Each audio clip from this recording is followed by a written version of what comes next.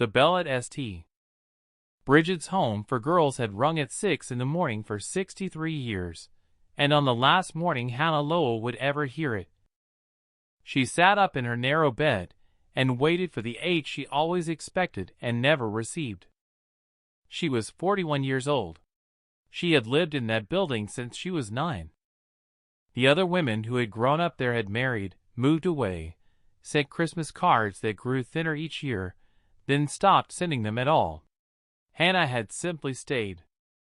First as a child, then as a helper, then as the woman who washed the linens, kept the records, and turned off the kitchen light each night after the younger sisters had gone to bed. The letter from the lawyer in Vermont had come 3 weeks earlier. It sat now on the small wooden chair beside her bed, folded the way it had been folded when she first read it. A property had been left to her. A house in the woods outside a town called Ashfall Hollow. A grandfather she had never met. A name she had never been told. She listened to the bell finish its slow ringing. Somewhere in her chest, a door she had kept shut for a very long time creaked once, softly, and did not close again. Outside, the sky over Boston was the color of wet paper, and the first snow of the year had not yet decided whether to fall. She dressed in the brown wool coat she had owned for 9 winters and packed a single suitcase.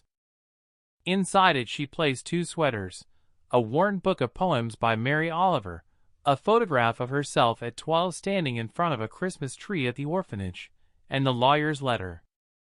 Nothing else in the room belonged to her. The bed was the home's. The chair was the home's. Even the small framed prayer on the wall had been there before she arrived and would remain after she left. Sister Agnes met her at the front door. The old nun had been 70 when Hannah was a girl and was now somewhere past 90, her hands like folded paper, her eyes still sharp. "You're really going, then?" Sister Agnes said. It was not a question. "I have to see it," Hannah said. "Even if there's nothing there." "There's something there," Sister Agnes said quietly. "There was always something there." Hannah looked at her.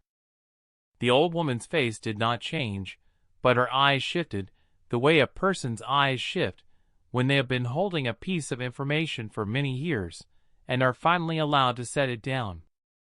"Sister," Hannah said, "did you know him?" Sister Agnes did not answer. She reached into the pocket of her habit and pulled out a small brass key, dark with age, the kind that belonged to no modern lock. She pressed it into Hannah's palm and closed her fingers over it. "He asked me to give you this if you ever left," she said. "Don't lose it." He waited a long time. Then she turned and walked back into the home, and the door closed behind her with the same soft click it had made every night of Hannah's life. The bus from Boston to Vermont took most of the day. Hannah sat by the window with the brass key in her coat pocket, her fingers returning to it every few minutes the way a person returns to a sore tooth, not because it helps, but because they need to know it is still there. She tried to remember anything her mother might have said about a grandfather. Her mother had died when Hannah was 9, in a small apartment on the 3rd floor of a building in Dorchester that smelled of cabbage and floor polish. Hannah remembered her mother's hands, thin and freckled, and the way she hummed when she ironed. She remembered her mother saying once, very quietly, "There was a house once in the woods with a porch. My father built it." But when Hannah had asked where, her mother had only smiled the way adults smile when they do not want to lie and do not want to tell the truth. After her mother died, there had been no relatives. No father, no aunts, no grandparents. The state had taken her to St. Bridget's, and that had been the end of one life and the beginning of another. She had asked, in her early years there, whether anyone was looking for her. The sisters had always said the same thing. "Not yet, child. But God knows where you are." Now, watching the highway turn into a 2-lane road, and the road turn into something narrower, with stone walls and bare trees pressing close on both sides. Hannah wondered if perhaps someone had known where she was after all. Ashfall Hollow was barely a town. A general store, a post office, a church with a white steeple, a diner with 3 trucks parked outside. The bus let her off in front of the diner, and a man in a wool cap waved at her from across the street. He was perhaps 60, with a kind, withered face. "You be Miss Lowell," he said, walking over. "I'm Daniel Reeve. Your grandfather's lawyer." "Well?" "Your grandfather's friend, mostly." The law part was a favor. He drove her in an old pickup truck along a road that climbed through pine and birch, past a frozen pond, past a stone bridge, until the trees grew so close together that the daylight thinned. Then the road ended at a clearing, and in the clearing stood a house. It was not large. 2 stories, painted a soft gray that had faded into the color of the woods around it, with a wide front porch and a stone chimney. Smoke was not rising from it now, of course, but Hannah could see, even from the truck, that smoke had risen from it many times. The roof sagged gently in one place. The porch railing was carved with small shapes she could not yet make out. "He built it himself," Daniel said, "in 1956. Bought the land for almost nothing, cut some of the timber himself. He lived here alone for most of his life." "What was his name?" Hannah asked. Daniel paused. "Edmund Lowell. He went by Ed. He passed in October. 89 years old. He left instructions that the place was to go to you, and to no one else." Hannah looked at the house. Her hand was in her pocket, around the brass key. "Did he ever talk about me?" she asked. Daniel was quiet for a long moment. "He talked about you every day, Miss Lowell. For 70 years. The front door opened with the ordinary key Daniel handed her, not the brass one. Inside, the house was clean. That was the first thing Hannah noticed. Not preserved like a museum, not staged for a buyer, but lived in until very recently, and then carefully put to rest. A wool blanket was folded over the back of a wooden chair. A teacup sat upside down on the drying rack beside the sink. A pair of reading glasses rested on a small table beside an armchair, next to a book with a ribbon marking the page. "He asked that nothing be moved," Daniel said. "He wanted you to see it the way he left it." Hannah walked slowly through the rooms. The kitchen smelled faintly of cedar and old coffee. The living room had a wood stove and a braided rug that had been mended in 3 places. A staircase rose to the second floor, where 2 small bedrooms waited, both made up with fresh sheets as though guests were expected. It was the walls that stopped her. In the living room, along the wall above the wood stove, were photographs. Dozens of them. Not arranged neatly in frames, but tacked up in a long, careful line. School photographs of a girl from age 6 to age 17. Some of them Hannah recognized at once. The brown sweater. The red ribbon. The crooked smile she had carried into her 30s and tried to lose. They were photographs of her. Her hand went to her mouth. She stepped closer. There she was at 10, holding a paper turkey she had made in art class. At 13, sitting on the front steps of St. Bridget's with a book in her lap. At 16, in the white dress they had given her for confirmation. At 22, at 28, at 35, taken at a distance, the way you might photograph a deer in a clearing without wanting to startle it. "He drove down to Boston twice a year," Daniel said quietly behind her. "He'd sit in a coffee shop across from the home and wait. He never went in. He never spoke to you. He told me once that he didn't have the right to take what little you had built for yourself. But he was my grandfather," Hannah said. Her voice did not sound like her own. "He believed he had failed you," Daniel said. He believed it was his fault that you ended up there. He spent his life trying to make it right in the only way he could think of. Hannah turned slowly. The room blurred and then cleared. On the small table beside the armchair, next to the reading glasses, was a wooden box. Not large. Not ornate. The kind of box a careful man might build over a winter, sanding the corners until they were smooth. There was a small brass lock on the front.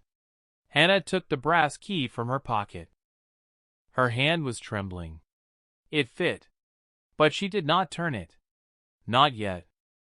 She sat down in the armchair instead, the one that still held the faint shape of someone who had sat in it many evenings, and she pressed her palm against the lid of the box and breathed. Outside, the snow had finally decided to fall. It came down in slow, weightless pieces past the window, and the house settled around her in its long quiet, and for the first time in a very long time. Hannah Lowell felt that she was inside something that had been waiting for her. She did not open the box that night. She made tea in the kitchen. She lit the wood stove from a basket of kindling that had been left ready. She slept in the smaller of the two upstairs bedrooms, in a bed that smelled of lavender and old paper, under a quilt that had been stitched by a hand she would never meet. She opened the box the next morning, in the gray light of a kitchen that smelled of wood smoke and coffee. Inside were letters. Many of them. Some yellowed, some newer. They were bound in groups with simple cotton string, each group labeled in a careful, slanted hand. The label said things like to Hannah, age 9, and to Hannah, age 13, to Hannah, age 25. There were nearly 30 bundles. The most recent was labeled simply to Hannah, when she comes home. She did not read them in order. She could not. She pulled one bundle at random, untied the string, and unfolded the top letter with hands that shook so badly she had to set it flat on the table. Dear Hannah, the first letter began. You are 9 years old today. They tell me you have settled into the home in Boston, that you are quiet but well. I want you to know that I sat outside the building this morning for 2 hours, and I saw you walk to the chapel with the other girls. And you were holding the hand of a smaller girl who looked frightened. You did not let go of her hand the whole way. I want you to know that I saw this. I want you to know that I see you. I am your mother's father. My name is Edmund. I am writing these letters because I cannot bring myself to come inside, and because I believe one day, when you are older, you will need to know that you are not alone. Forgive me. I will explain in time. Hannah read the letter twice. Then she folded it and pressed it flat against her chest, and she sat in the kitchen with the morning light moving slowly across the floor, and she did not move for almost an hour. When she could read again, she chose letters at random, the way a person walking through a snowfield chooses footprints. She learned that her grandfather had been a logger when he was young, then a carpenter, then a man who lived alone with 2 dogs and a wood stove. She learned that he had loved her grandmother, a woman named Ruth, who had died of pneumonia when Hannah's mother was 16. She learned that after Ruth's death, something in him had closed. He had not known what to do with a grieving daughter. He had been hard with her in the way a frightened man is hard. He had said things he did not mean. One winter, when Hannah's mother was 18, she had left the house in the middle of the night and never come back. He did not know, for many years, where she had gone. By the time he found her, through a private investigator he could barely afford, she was already sick. She was in a small apartment in Dorchester with a daughter. She would not answer his letters. She would not let him visit. She had written him only once near the end. Don't come for her, the letter said. She has a life. She doesn't know about any of this. Let her keep it. But she had not lived. And the child had gone to St. Bridget's. And by the time Edmund Lowell had learned of this, the paperwork had been signed, the placement made, and Hannah's name had appeared on the rolls of the home as though she had no family at all. He had tried, in the early years, to bring her to Vermont. The state had refused him. He had no legal standing. He was a stranger to the child. He had been told, in plain words, that any attempt to remove her would only confuse and harm her further. So he had done the only thing he believed he could do. He had stayed alive. He had stayed in the house. He had written. He had watched, from a distance, and he had built, slowly, year by year, the only inheritance he was permitted to leave her. Hannah read until her eyes burned. She read until the light in the kitchen had moved from one wall to the other and back. She read about birthdays she did not remember, illnesses he had heard about through his sister Agnes, who had been his quiet correspondent for nearly 50 years. She read about the spring he had planted a row of apple trees behind the house, because he had heard she liked apples. She read about the night her mother died, and how he had driven down through a storm to stand outside the funeral home where her mother's small service was being held, and how he had not gone inside because he was afraid the sight of him would frighten the little girl who did not know his face. By evening, Hannah understood something she had not understood before. She had not been forgotten. She had been remembered, every single day, by a man whose only crime had been to wait too long to apologize, and then to spend the rest of his life trying to apologize the only way the world would allow him. The last letter, the one labeled to Hannah, when she comes home, was longer than the others. She read it on the porch the next afternoon, wrapped in the wool blanket from the chair, while the snow lay smooth and untouched across the clearing. If you are reading this, the letter began, then you have come to the house, and Daniel has done what I asked him to do. I want to tell you first that the house is yours, not because you are owed it. You are owed much more than I can give, but because it has waited for you, and because I built it, in a way, with you in mind, even before you were born. There is one more thing I must tell you. I have hidden it, because I did not want anyone but you to find it. Under the floor of the smaller bedroom, beneath the third board from the window, there is a tin. Inside the tin is a deed. The land this house sits on is larger than it looks. It runs from the stone wall at the edge of the clearing down to the river, and along the river for almost a mile. Your grandmother's family owned it before me. When she died, I put it in trust. I could not bear to sell it. I could not bear to live on all of it alone. So I lived on this small piece, and I let the rest grow wild. A logging company offered to buy the land 20 years ago. I refused. They offered again 10 years ago. I refused again. The trees there are old.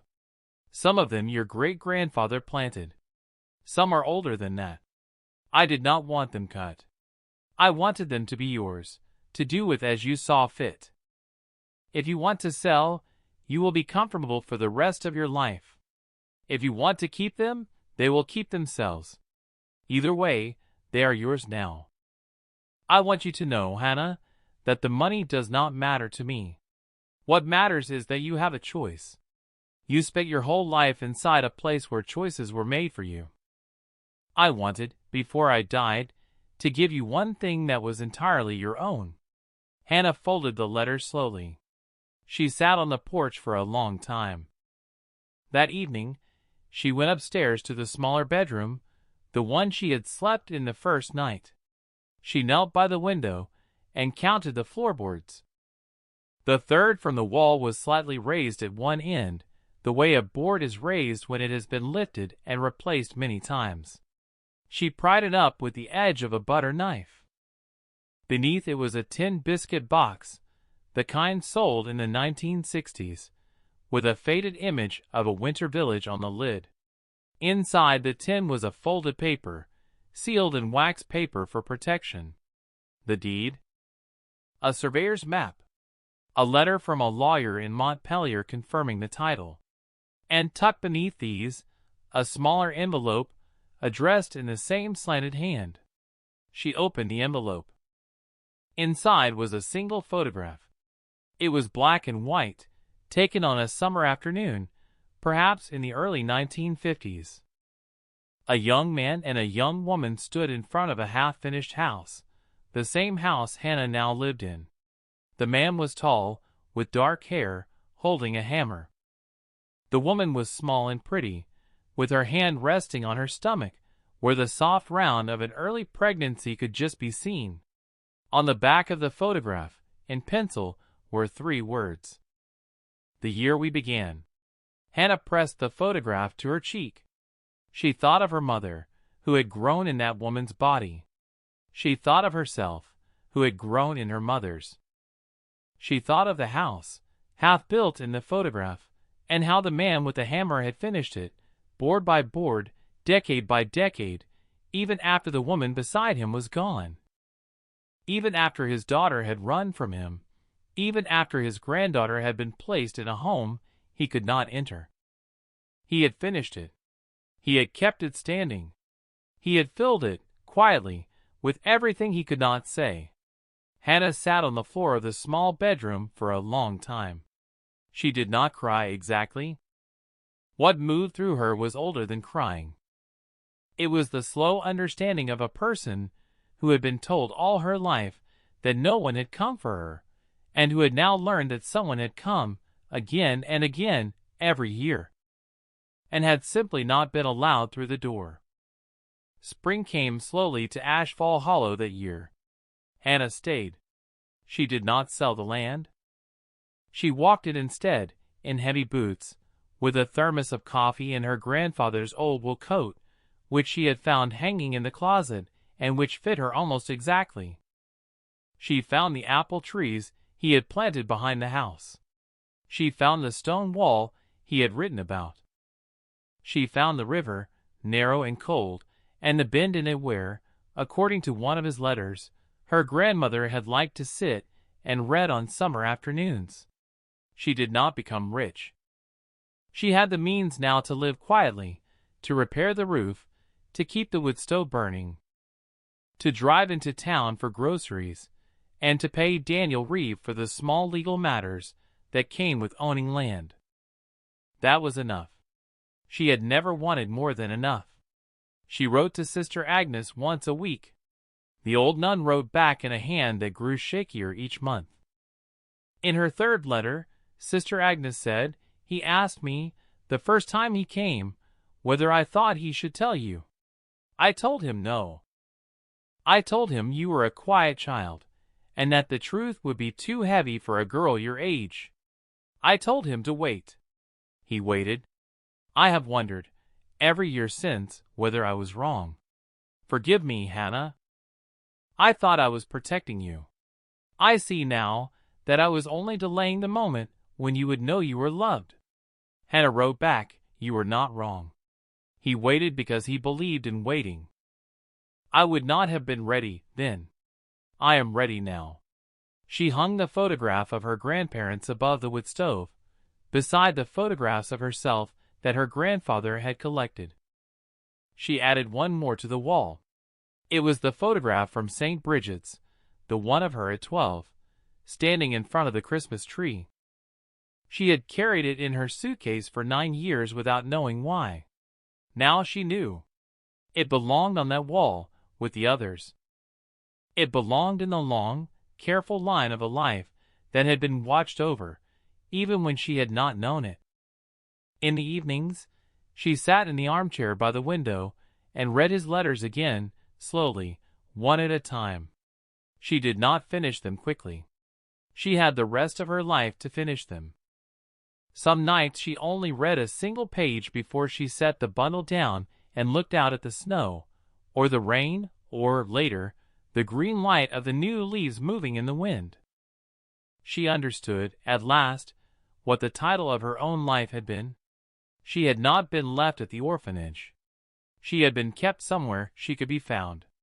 She had not inherited a forest house.